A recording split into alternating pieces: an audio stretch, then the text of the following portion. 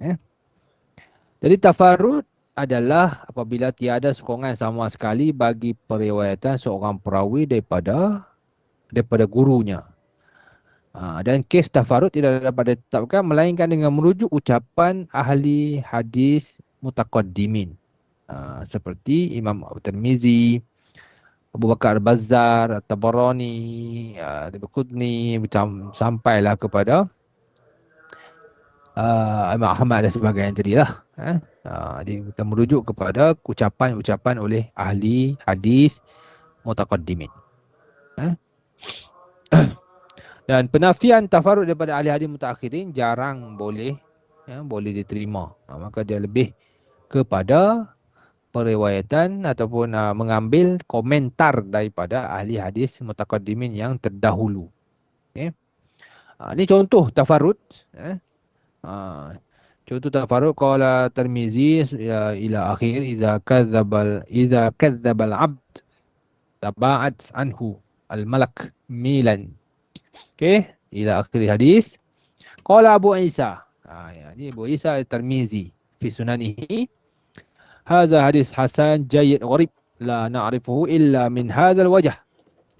Tafarrada bihi Abdul Rahim ibn Harun. Jadi Imam Tirmizi telah menyatakan bahawa tidak diketahui jalan lain. Melainkan hadis ini melalui jalannya saja. Dan Abdul Rahim bin Harun telah bersendirian dalam periwayatan daripada gurunya.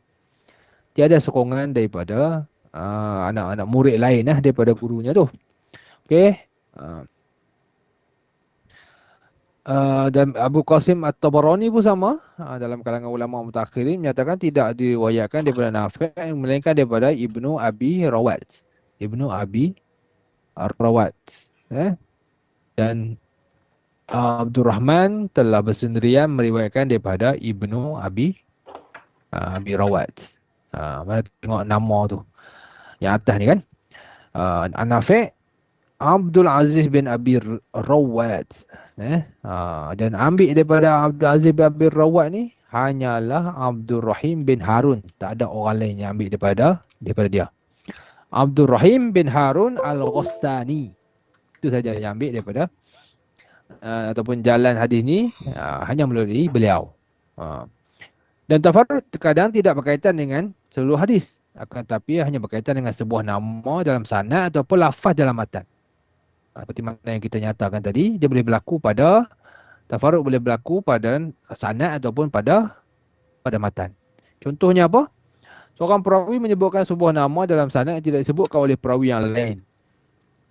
Jadi dia seorang aja bubuh nama tu. Jadi dia telah bersendirian dalam penamaan. Ataupun seorang perawi menyebutkan sebuah lafaz dalam matan hadis yang tidak disebutkan oleh perawi lain. Dia buat tambahan-tambahan. Macam tadi kita bincang tentang rakaatain. 2 rakaat. Okey, dalam periwayatan hadis doa istikharah. Jadi bagi hal ini sama ada segi sanad ataupun lafaz, ada 2 kemungkinan bagi tambahan tersebut, sama ada diterima sebagai tambahan siqah, ziyadatus siqah, ataupun ditolak kerana syaz. Jadi bila kita tengok taisir ulum hadis, dia ada kan ziyadatus siqah, tambahan oleh orang yang perawi yang siqah. Okey. Ini antara contoh lagi yang dibawa. Okey. Jadi bila kita keluarkan tentang apa? Qala Ibrahim Al-Habi fi ikram dhaif, dalam bab muliakan tetamu, dikeluarkan 3 hadis daripada Uthman, Abdul Muhammad bin Malak, Abu Bakar ibn Yahya. Jadi bila kita keluarkan dia dapat macam ni lah. Kerana Hubaib bin Abdul Ishaq Abdul Aizan bin Haris an Ibn Abbas qala Rasulullah SAW. Jadi kita cuma susun baliklah. Dia hadis yang sama ataupun lebih kurang samalah. Maknanya tentang ikramud dhaif. Jadi matan dia sama. Man aqama as-salat wa ata zakat wa aqrad dhaif dakhala jannah. Ini pun sama juga. Yang kedua pun sama, wa aqrad dhaif. Ana qaumun minal a'rab naqimus salat wa nu'ti zakat wa nahajjal bait wa nasum ramadan wa annal muhajirin yaz'amuna ana lasna ala syai'. Okey. Cuma yang nombor 3 tu dia panjang sikit. Belakang wa qarad dhaif dhaqal jannah. Jadi dia mengumpulkan tentang hadis-hadis ataupun riwayat berkaitan dengan ikramud dhaif. Dan yang hijau tu menunjukkan kepada sanad dia. Jadi bila kita cantumkan 1, 2, 3. Bila kita cantumkan, dapatlah periwayatan tentang hal ni. Jadi yang apa? Jadi yang kita nak tengok, yang kita nak perhati adalah riwayat Khubayb bin Habib lah. Okey. Dan ambil lah dia bila ni apa? Bila kita merujuk kepada kalam-kalam ulama mutaakhirin, mutaqaddimin, Ibn Hatim dan sebagainya, ditanya kepada Abu Zur'ah tentang hadis yang diriwayatkan oleh Khubayb ibn Habib, akhu Hamzah bin Habib, daripada Abi Ishaq, daripada Aizan bin Hurais.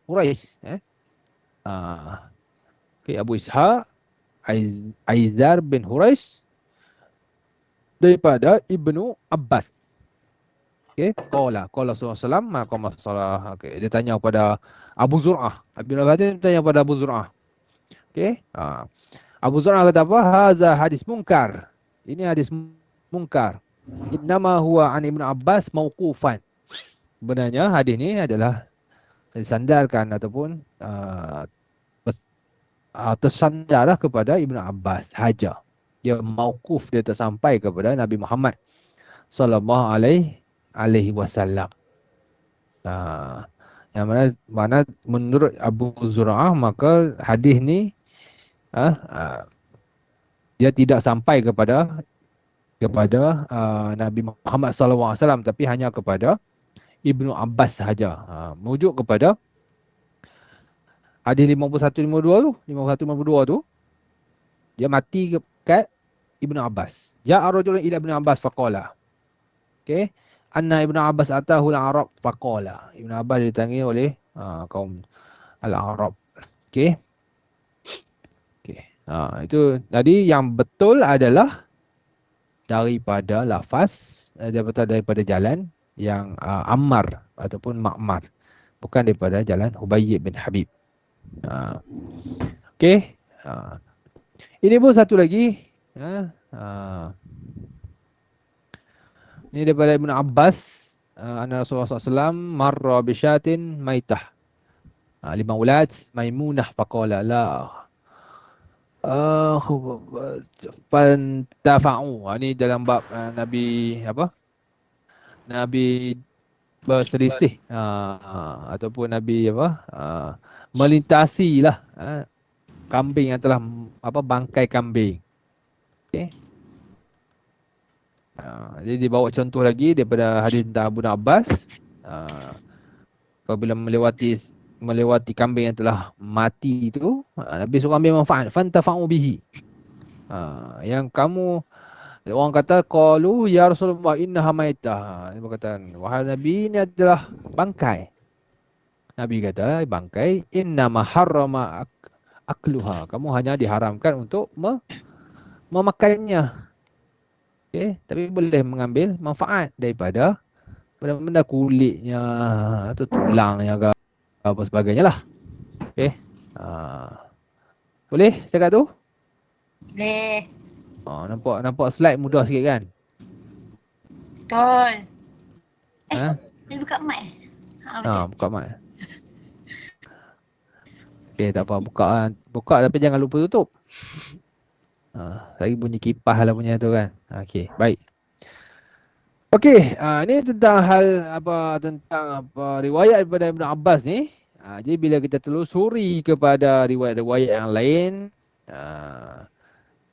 Sufyan Uyainah daripada Az-Zuhri, Ubaidullah, Ibn Abbas, okey. Ni semua sama. Okey. Cuma beza dekat nama yang lepas Az-Zuhri. Siapa yang ambil daripada Az-Zuhri? Sufyan Uyainah, Uqail, Sulaiman bin Athir, Sulaiman bin Kathir, Az-Zubaidi, Malik, Yunus dan juga Saleh bin Kisan. Okay. Jadi dia adalah berkaitan berkaitan dengan sebutan. berkaitan dengan sebutan.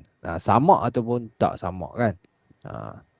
Okey, ada tiga riwayat menyebutkan, empat riwayat menyebutkan sama dan tiga riwayat yang tidak menyebutkan sama. Okey. Jadi itu apa pada baruhu. Itu pada perbezaan di situ. Dalam bab dalam bab mengambil manfaat daripada bangkai. Sama ada melakukan ada perlu sama ataupun tidak sama. Okey. Dalam masalah lah kan. Jadi sama lain, sertu lain. Biasa orang keliru situ. Sertu hak yang bangkai satu hak yang anjing dengan khinzir tu. Okey. Kalau selain daripada tu kita panggil sebagai sama. Hilang lah. Tak ada nak approve. Okey. Boleh setakat tu?